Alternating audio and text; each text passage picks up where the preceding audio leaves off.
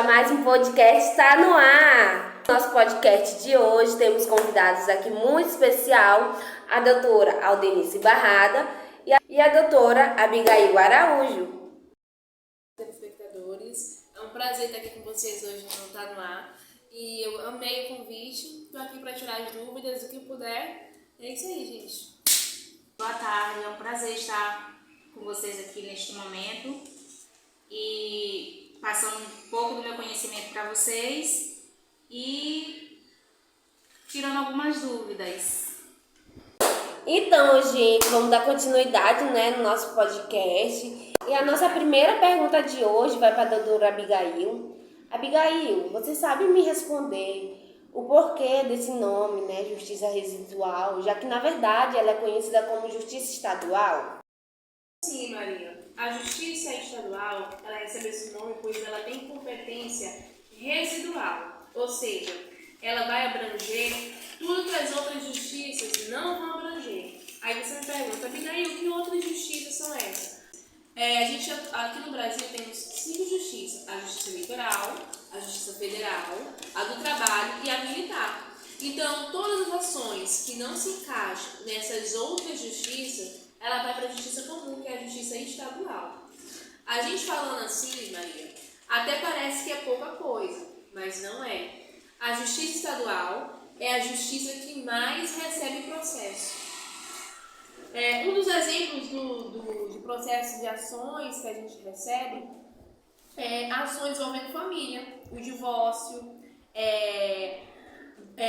a questão de adoção, a questão de guarda dos filhos, várias outras questões como inventário, questão de falência, direito do consumidor, que a gente vê muito, as pessoas falam, direito do consumidor, eu vou atrás do meu direito do consumidor. Então, direito do consumidor também é da parte estadual, então também vai, ou seja, ações penais, desde que essa ação penal ela não entre no ramo da federal. Então, é muita ação na justiça estadual. Então, por isso que ela recebe esse nome de residual, porque ela vai entrar aonde as outras justiças não têm competência. Ficou claro? Nossa, doutora, eu não sabia, que existia tanta justiça assim, que a estadual recebia bastante processos.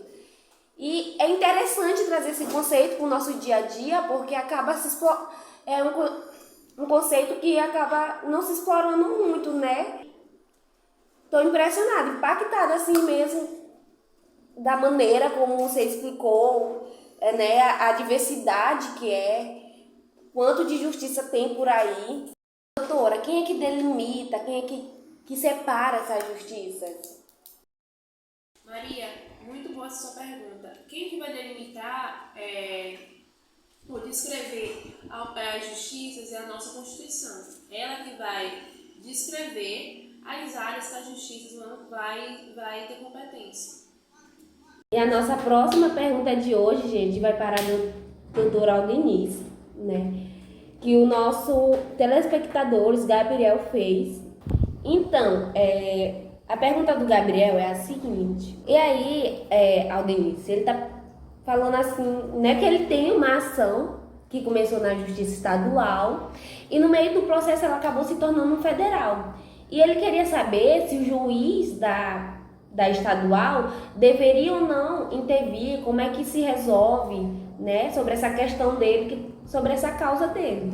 Bom, Gabriel, nesse caso, não. Atualmente, o STJ tem um conhecimento bastante solidificado sobre o que deve ser feito contra isso. Primeiro, se começou na Justiça Estadual e o ente federal interviu, o juiz estadual tem que imediatamente remeter o processo para a Justiça Federal, pois lá é o juiz federal que vai analisar se o ente tem interesse ou não no processo. Caso contrário, se o juiz entender que o ente não tem interesse naquele caso, o juiz exclui o ente e remete o processo de volta para a Justiça Estadual. Então, Gabriel, eu espero muito que você tenha gostado da sua resposta, tá? Obrigada por participar conosco. E boa sorte no seu caso. Então, Abigail, a Stephanie, né, nossa telespectadora, um beijo, Stephanie, obrigada por participar conosco. Ela tem uma pergunta a você. Então, doutora Abigail, hoje, né, nossa telespectadora Stephanie, muito obrigada, Stephanie, pela sua pergunta. Ela tem uma pergunta que fala sobre a questão, né, de quem comete o crime no Banco do Brasil. Ela responde na Justiça Federal? Muito obrigada, Stephanie, pela pergunta. Essa pergunta é muito importante. Não. O Banco do Brasil é uma sociedade de economia mista. Sociedade de economia mista é justiça comum e estadual. Ou seja, ela vai ser julgada na justiça estadual, assim como previsto na súmula 42 do FTJ e na 556 do STF. Stephanie, eu espero muito que tenha esclarecido, né, essa pergunta e ter tirado a sua dúvida. Obrigada por ter mandado essa pergunta aqui para o nosso podcast. Um beijo e até o próximo. Mas, Abigail, você poderia explicar melhor pra gente como é que funciona essa questão da economia mista? Bem, Maria, a economia mista nada mais é do que uma empresa, né, uma sociedade anônima que ela se divide, como o nome diz, mista, uma mistura, né? Ela vai se dividir em interesses públicos e privados. Público envolvendo o Estado e privados e sócios privados, né? Sempre o Estado vai ter uma maior fatia das ações da empresa, ele vai ser sempre o majoritário, né, nas ações, ele vai ter um controle. Sim. E um exemplo, ela vai ser sempre uma pessoa jurídica, é uma pessoa jurídica de direito privado. Um exemplo de sociedade mista é o Banco do Brasil, né, é a Petrobras, Banco do Nordeste, e a gente vê que são empresas que fazem diferença na nossa economia, né? E a sociedade mista, ela é uma sociedade, a sociedade de economia mista, ela é uma pessoa jurídica de direito privado, certo? As pessoas que trabalham, os funcionários, não são funcionários públicos, são pessoas empregadas pela CLT, na sociedade de economia mista. Para ser criada uma sociedade de economia mista somente por lei, uma lei que cria essa sociedade, e para se desfazer também somente por lei, entendeu? Sim. Então a justiça que vai julgar essa sociedade é a estadual, porque ela é uma mistura, né? Ela é mista, como o nome diz, como eu já falei, estadual, pública e privada. Então ela vai ser julgada, qualquer ação contra o Banco do Brasil, Banco do Nordeste, Petrobras, na justiça estadual. Sim, muito interessante essa questão, né, da economia mista, porque é algo que não é falado hoje em dia assim abertamente ao público, né? É algo que já é mais privado mesmo dentro das empresas. Sim, Maria. Então, doutora, chegou aqui, né, mais uma pergunta, né, da nossa telespectadora, a Gabi. Gabi, muito obrigada pela pergunta. E ela queria saber qual é a estrutura do Poder Judiciário Estadual. Excelente pergunta, Gabi. Bem, do ponto de vista administrativo, né, a Justiça Estadual ela é estruturada em duas instâncias ou em 2 graus de jurisdição. O primeiro grau é composto pelos juízes de direitos e o segundo grau composto pelos tribunais de justiça. Aí, o Poder Judiciário, pessoal, é composto pelos tribunais de justiça, juízes de direitos e os juízes substitutos, né, incluindo os juizados cíveis especiais e cíveis. O Poder Judiciário Estadual ele é composto pelos tribunais de justiça, juízes de direitos e juízes substitutos, incluindo juizados especiais, criminais e cíveis. Os juízes atuam nas comarcas, né? E os tribunais de justiça eles estão situados em cada uma das capitais. Atualmente temos quantas capitais? 26. Sim. 26, e incluindo o Distrito Federal, então são 27 tribunais de justiça. Olá, boa noite a todos. Eu me chamo Cláudio Farias, sou promotor de justiça da comarca de Imperatriz. Hoje nós temos um assunto muito importante que vamos falar sobre a justiça estadual. É um prazer falar sobre essa justiça. tem vários critérios, várias normas. E a nossa justiça, né, que trabalha no nosso Brasil. E aprendemos que a função da justiça estadual é processar, julgar qualquer causa que inicia nas outras justiças especiais. O STF e o TJ têm poder comum na justiça estadual e federal. De primeira mão, as causas julgadas pelos juízes federais e estaduais.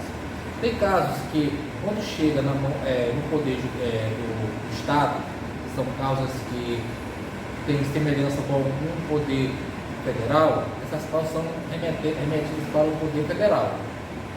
Se for competência do poder federal, ela executa. Se não for, ela remete de novo para o poder estadual. Olá, boa noite a todos. Hoje nós temos uma pessoa muito importante aqui na nossa bancada, que é a doutora Abigail. Boa noite, Cláudia. É um prazer estar aqui novamente com vocês. Eu sempre fico muito feliz quando sou convidada, porque esse podcast é bem falado, né? Tá no ar, então é um prazer estar aqui com vocês. Doutora Abigail, acabou de chegar um dos nossos espectadores uma questão que está na dúvida. E ela vai nos orientar para onde são enviados os recursos na Justiça Estadual. Obrigado. Bem, a tua pergunta foi para onde são enviados os recursos, né? Olha, pessoal, os recursos de apelação são enviados para os tribunais regionais federais, tribunais de justiça, tribunais de segunda instância. E esses últimos que eu citei são órgãos da Justiça Estadual. Doutora Abigail, acabou de chegar um dos nossos espectadores uma questão que está na dúvida. O juiz que escreve a sentença ou pega o modelo dos tribunais e tenta adequar a cada caso? Olha, essa pergunta é bem interessante, tá? Porque muita gente compartilha essa mesma dúvida. Assim, ele pode até ter um modelo, um esqueleto, mas o juiz é ele que vai dar a sentença do caso que está julgando, porque cada caso tem sua individualidade. Cada caso vai ter suas informações, vai ter as informações sigilosas, então ele não vai ter uma informação pronta. Cada caso, como eu disse, tem sua cada caso tem sua individualidade e tem que ser julgado na base dessa individualidade. Entendeu? Então, Abigail, quanto tempo demora um processo na Justiça Estadual? E Maria, essa sua pergunta é bem interessante, porque muita gente confunde, pensa que o tempo de um processo é igual, né? Tem um tempo determinado, mas é importante a gente saber que o tempo médio de um processo em tramitação ele vai variar de acordo com a vara em que o caso está sendo, onde o caso está ocorrendo. Então é importante a gente ter essa informação, que vai variar, dependendo da instância que o processo está, dependendo da vara, dependendo do juiz que vai julgar, porque o juiz tem a sua particularidade de julgar, né? Nenhum juiz vai dar a sentença igual ao outro, vai ocorrer o período igual ao outro processo, então a gente não pode se basear em processos anteriores nessa questão de tempo, certo? Espero ter esclarecido a sua dúvida e foi um prazer responder. E hoje nós temos uma convidada que vai entrar ao vivo, a nossa convidada Natália, para falar sobre um pouco da Justiça Estadual. Olá, boa noite a todos. Meu nome é Natália Silva, eu sou advogada trabalhista. Estou aqui a convite do pessoal e do podcast para falar um pouquinho da Justiça Estadual. A Justiça Estadual ela é competente para processar e julgar ações trabalhistas quando se refere a questões que envolvem apenas empregados em empresas com sedes no mesmo estado. Um exemplo é o julgamento de ações de rescisão contratual, pagamentos de verbas trabalhistas, horas extras, entre outros.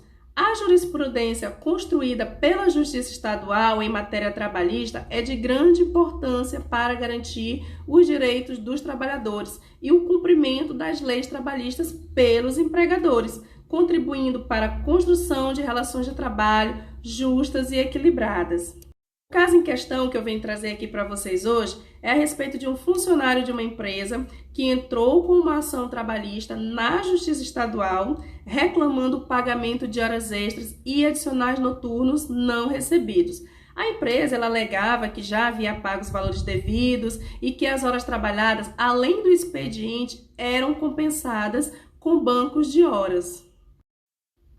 Após a análise das provas, a Justiça Estadual ela decidiu que as horas extras e os adicionais noturnos eram devidos ao funcionário, uma vez que não havia evidências de que foram pagos devidamente. A empresa em questão foi condenada a pagar os valores devidos, acrescido de juros e correção monetária. O caso, ele serve de exemplo da importância da atuação da Justiça Estadual em garantir o cumprimento das leis trabalhistas e dos direitos dos trabalhadores. Obrigada, agradeço aí ao pessoal pelo convite. Até uma próxima vez. Boa noite a todos. Gente, eu queria agradecer pela presença de vocês, né, de ter tirado um tempo para vir aqui explicar, tirar as dúvidas do povo. Muito obrigada mesmo por estar vindo no podcast, estar no ar, tá? E eu desejo todo o sucesso do mundo nessa nova trajetória de vocês, na carreira de vocês. E obrigada, gente. Muito obrigada, eu que agradeço. Foi um prazer. Obrigada pelo convite. Obrigada pelo convite. E qualquer hora que quiser convidar novamente, eu estou à disposição. Também, foi um prazer. Muito obrigada, gente. E o vídeo de hoje foi esse, galera, tá? Espero muito que vocês tenham gostado. Beijo e até o próximo podcast. Tá no ar. Tchau, tchau.